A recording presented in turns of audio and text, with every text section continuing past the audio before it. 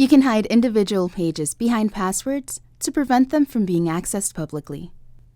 In the Home menu, click Pages, and then click on the Settings icon next to the page you'd like to password protect. This will open up your page settings.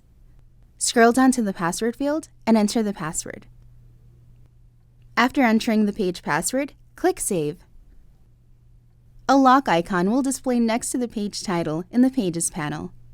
When visitors access that page, they will be prompted to authenticate using the password you created in order to view that page. You can personalize the lock screen by creating a custom design in the Design panel. Note that you should set a page password before adding content to the page. Setting a page password will prevent that page from being indexed further by search engines.